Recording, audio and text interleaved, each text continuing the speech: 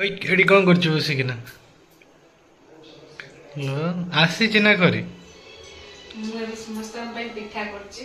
ଆଉ ପିଠା ଆଉ ଆମର ପଣସ କଠା ତରକାରୀ ହେଇଛି। ସେଥିପାଇଁ ଏବେ ମୁଁ ପିଠା ବନଉଛି ବାବାଙ୍କ ପାଇଁ। ଆସୁଛି ମତେ ପିଠା ଦେଖିଆ। ଏଇଟା ଟିକେ ବେକାର ହେଇଯିବ କିନ୍ତୁ ସେକେଣ୍ଡଟା ପକେଇଲେ ଦେଖିବ ବହୁତ ଟେଷ୍ଟି ହବ। କାହିଁକି ନା ଏଇଟା ଫାଷ୍ଟ ପିଠାଟା ସବୁବେଳେ ଏମିତି ହୁଏ। ସେକେଣ୍ଡ ପିଠା ପୁରା ପତଳା କରିବି। ଏଇ ପିଠାଟା ଟିକେ ମାନେ ମୋଟା ରହିବ। ଦେଖ ସେକେଣ୍ଡ ପିଠା ବେଳକୁ ଦେଖିବ। ହେଲା ହଁ ଏଇଟା କେତେ ପତଳା ହେଇଛି ଦେଖ। କମ୍ପେୟାର ଟୁ ଫାର୍ଷ୍ଟ ଏଇଟା ବହୁତ ପତଳା ହେଇଛି। ଓହୋ ଅଲିଭ ଅଏଲ ପକଉଛ? ଓହୋ କାହିଁକି ନା ଅଲିଭ ଅଏଲ ଖାଆନ୍ତି ବାବା ମାମା, ଅଲିଭ ଅଏଲ ୟୁଜ କରନ୍ତି। ମୋର ତ ଆଦତ ନାହିଁ ଅଲିଭ ଅଏଲ ଖାଇବା। ଅଲିଭ ଅଏଲ କିନ୍ତୁ ଭଲ, ଦେହ ପାଇଁ ଭଲ ଅଲିଭ ଅଏଲ। କିନ୍ତୁ ମୁଁ ତ ସୋରିଷ ତେଲ, ରିଫାଇନ ତେଲ ପିଇଯାଏ। ଠିକ ଅଛି ଆଉ ସେଥିପାଇଁକା ମୁଁ ବନେଇଛି ପିଠା। ବାବା ଖାଇବେ ଷ୍ଟାଇଲରେ ହାତ ବୁଲା। ଏଇଟା କ'ଣଟା କଲ? ତ ପିଠା ଗୋଟେ ବାବାଙ୍କ ପାଇଁ କରିଛି, ଗୋଟେ ପିଠା, ଦିଟା ପିଠା ହବ ତାଙ୍କ ପାଇଁ। ଆଉ ପଣସ କଠା ତ ଏଇଟା ହେଲା ଆମର ଛୁଇଁ ଗଛ। କେତେ ମୋଟା ମୋଟା ଛୁଇଁ ଧରିଛି। ସଜନା ଛୁଇଁ ଗଛ ହେଲା ଏଇଟା।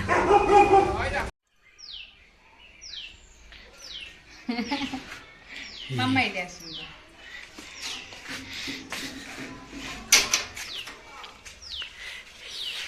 ବାବା ମାମା ଆଉ ମୁଁ ତ ଭଲ ଭିଡ଼ିଓ ବନେଇ ପାରିଲିନି। ଏତେ ଦିନ ରହିଲି ବି ବନେଇ ପାରିଲିନି। ଏ ବାବା, ଏ ମାମା। ମୁଁ ଏବେ ଯାଉଛି ପୁଣି ଆସିବି। ଆଉ ପୁଣି କେବେ ଆସିବି? ବାବାଙ୍କର ଦେହ ଭଲ ନାହିଁ, ମାମାଙ୍କର ବି ଦେହ ଭଲ ନାହିଁ। ଏବେ ତ ଆମର ମାନେ ବିଦାୟର ବେଳ ଆସିଯାଇଛି। ଯିବାକୁ ଜମା ବି ଇଚ୍ଛା ହେଉନି, କିନ୍ତୁ କ'ଣ କରିବା, ସେଇଟା ତ ଆମର ଗୋଟେ କର୍ମକ୍ଷେତ୍ର, ସେଠି ଯିବାକୁ ପଡ଼ିବ। ତ ମାମା, ମୁଁ ଆଉ ଇଏ 3 ଜଣ ଚାଲିଲୁ ଏବେ ଟିକେ ଭୁବନେଶ୍ୱର ଯିବୁ ମାଉସୀଙ୍କ ଘରକୁ। ମାଉସୀଙ୍କ ଘର ଯାଇକି ସେଠି ରହିଲା ପରେ ଆମେ ତାପରେ ଯିବୁ ବାଙ୍ଗଲୋର। ତ ସେଇଠି ତାଙ୍କର ମାନେ ଦିଦିଙ୍କର ଗୋଟେ କୁନି ଝିଅଟେ ହେଇଛି, କ୍ୟୁଟ୍ ଝିଅଟେ ହେଇଛି, ତାକୁ ଦେଖା କରିବାର ଅଛି। ତା ନା ତନ୍ବି। ଆଉ ଏତେ ବଢ଼ିଆ ପବନ ଦେଉଥିଲା ରାସ୍ତାରେ, ତଥାପି କିନ୍ତୁ ଗରମ ବି ହେଉଥିଲା। କାହିଁକିନା ଆପଣମାନେ ଜାଣିଥିବେ ଓଡ଼ିଶାରେ ଏବେ କେତେ ଜୋର ସେ ଗରମ ଚାଲିଛି। ତ ଆମେମାନେ ଏମିତି ଯାଉ ଯାଉ ବାଟରେ ଦେଖିଲୁ ମକା ଥୁଆ ହେଇଛି। ଦେଖନ୍ତୁ ଆଙ୍କ ଗାଁ ସାଇଡ଼ରେ ମାନେ ମକା ଏତେ ବଢ଼ିଆ, ମାନେ ପୁରା ମିଠା ମକା ଯେଉଁ କୁହନ୍ତି, ମାନେ 100 ରୁପିଜ୍ର ଏତିକି ସବୁ ମକା ଦେଇଛି। 13ଟା ନା 14ଟା ମକା ଦେଇଛି। ଆଉ ଗାଁର ଜିନିଷ ମାନେ ଜାଣିଥିବେ କେତେ ସୁନ୍ଦର ଲାଗେ ଖାଇବାକୁ, ଆଉ ଏତେ ଶସ୍ତାରେ ମିଳିଯାଏ। ତ ଧରିକି ଆସିଲୁ ଆମେ। ଏଇଟା ଆମେ ଚାଲିଲୁ ଏବେ ମାନେ ଭୁବନେଶ୍ୱର ପହଞ୍ଚି ଗଲୁଣି। ଆମେ ଏବେ ଯାଉଛୁ ମାଉସୀଙ୍କ ଘରକୁ। ତ ମୁଁ ଚାଲନ୍ତୁ ଯିବା ମାଉସୀଙ୍କ ଘରକୁ। ଆଉ ମାଉସୀ କ'ଣ କରୁଛନ୍ତି? ଏଇଠି ଦେଖନ୍ତୁ ତାଙ୍କ ଆପାର୍ଟମେଣ୍ଟ ପହଞ୍ଚି ଗଲୁଣି ଆମେ। ତ ଏଇଠି ସେ ରହୁଛନ୍ତି। ତ ଭିତରକୁ ଚାଲନ୍ତୁ ଦେଖିବା। ଆଉ ତାଙ୍କର ତ 2ଟା କାର୍ ବି ଆସିଛି। ତ ଏଇଠି ଦେଖନ୍ତୁ, ଏଇଠି ତାଙ୍କର 2ଟା କାର୍ ଆସିଛି। ଏଠି ମଉସା ଛିଡ଼ା ହେଇଛନ୍ତି। ଆଉ ଏଇଟା ହେଲା ତାଙ୍କର ଗୋଟେ କାର୍ ଅଲ୍ଟ୍ରସ୍, ଆଉ ଗୋଟେ ଏଇଟା ଜିପ୍।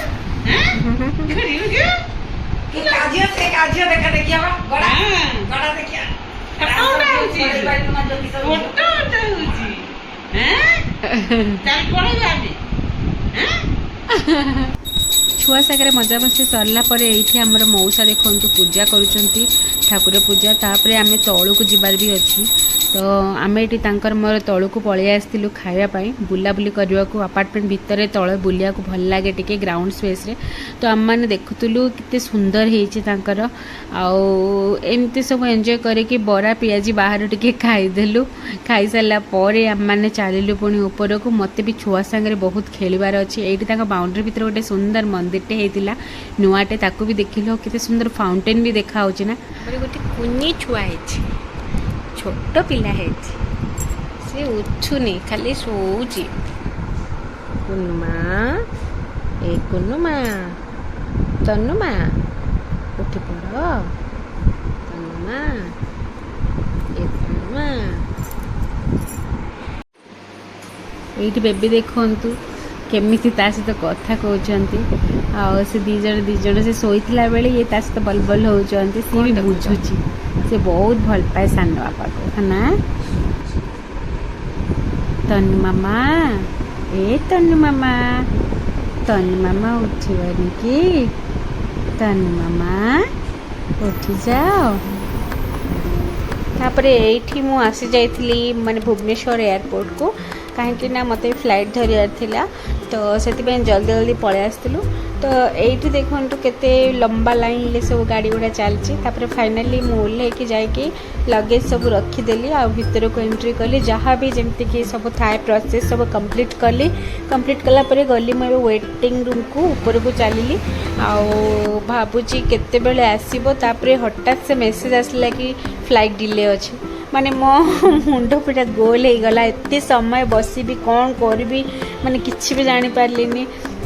ଏପଟେ ବର୍ଷା ବହୁତ ଜୋରସେ ହେଉଥିଲା, ସେଇଥିପାଇଁ ଡିଲେ ହେଲା। ତାପରେ ଯାଇକି ଟିକେ କ'ଣ ଖାଇଦେଲୁ। ଖାଇସାରିଲା ପରେ ମୁଁ କହିଲି କି ଜଲ୍ଦି ଯିବାର ଅଛି, ପୁଣି ଲାଇନ୍ ବାନ୍ଧିଲୁ। ଲାଇନ୍ ବାନ୍ଧିଲା ପରେ ଦେଖନ୍ତୁ ଲାଇନ୍ରେ ବି ଛିଡ଼ା ହେଲୁ। କେତେବେଳେ ଫାଇନାଲି ବସିବୁ ଭାବୁଥିଲୁ, ତ ହଠାତ୍ ସେ ଆମକୁ ଛାଡ଼ିଦେଲେ। ଆମେ ଏବେ ଭିତରକୁ ଏଣ୍ଟ୍ରି କରୁଛୁ। ତ ଏଣ୍ଟ୍ରି କଲା ପରେ ମୁଁ ଏଠି ବସିଯାଇଛି, ଦେଖନ୍ତୁ ଆରାମସେ ୱିଣ୍ଡୋ ସିଟ୍ରେ। ଆଉ ମୁଁ ଖାଲି ୱେଟ୍ କରିଛି କେତେ ଜଲ୍ଦି ଯାଇକି ବାଙ୍ଗାଲୋରରେ ପହଞ୍ଚିଯିବି ବୋଲି। ଅଲରେଡ଼ି ବହୁତ ଟାଇମ୍ ହେଇଗଲାଣି, ମାନେ 11:45 ପାଖାପାଖି ହେଇଗଲାଣି ରାତିରେ। ଏଇଠି ଦେଖନ୍ତୁ କେତେ ସୁନ୍ଦର ଲାଗୁଛି ଉପରୁ, ମାନେ ପୃଥିବୀଟା ବହୁତ ସୁନ୍ଦର ଲାଗୁଛି। ତାପରେ ଆମେ ଲ୍ୟାଣ୍ଡ କରିବୁ। ଲ୍ୟାଣ୍ଡ କଲା ପରେ ମୁଁ ତାଙ୍କୁ ଅଲରେଡ଼ି କହିଦେଇଛି ଆସିବା ପାଇଁ। ତ ବେଙ୍ଗଲୋର ବି ହେଇ ଆସିଲାଣି, ତ ସିଏ ଆସିକି ପହଞ୍ଚି ବି ଗଲେଣି। ମୁଁ ଏଠି ପହଞ୍ଚି ଗଲିଣି। ଓହ୍ଲେଇକି ଯଥାଶୀଘ୍ର ଯାଇକି ମୋ ଲଗେଜ୍ ବ୍ୟାଗ୍ଟା ନେଇ ଆସିଲି। ଆଉ ଲଗେଜ୍ ବ୍ୟାଗ୍ ପାଇଁ ତ ଯେମିତିକି ଆପଣମାନଙ୍କୁ କୁହାଯିବ ସେଇଠି କେତେ ନମ୍ବରରେ ଲାଗିବ, ତ ମୁଁ ଯାଇକି ସେଇଠି କଲେକ୍ଟ କଲି ଲଗେଜ୍ ବ୍ୟାଗ୍ କଲେକ୍ଟ କରିକି ବାହାରକୁ ଆସିଲି। ଆଉ ତାଙ୍କୁ ଫୋନ୍ କରି କହିଦେଲି କେଉଁଠି ଆସିବା ପାଇଁ। এইটা দেখন্তু এইটা হলা এয়ারপোর্ট ব্যাঙ্গালোর আউ ছুয়া আসলে আউ ইয়ে আসলে তো আমি এবে চালু ঘরকু বহুত টায়ার্ড তো সেপাই যাই আগে প্রপার রেস্ট নেবে। ভিডিও ভাল লাগলে লাইক শেয়ার সবসক্রাইব কমেন্ট নিহাতি করবে। জয় জগন্নাথ।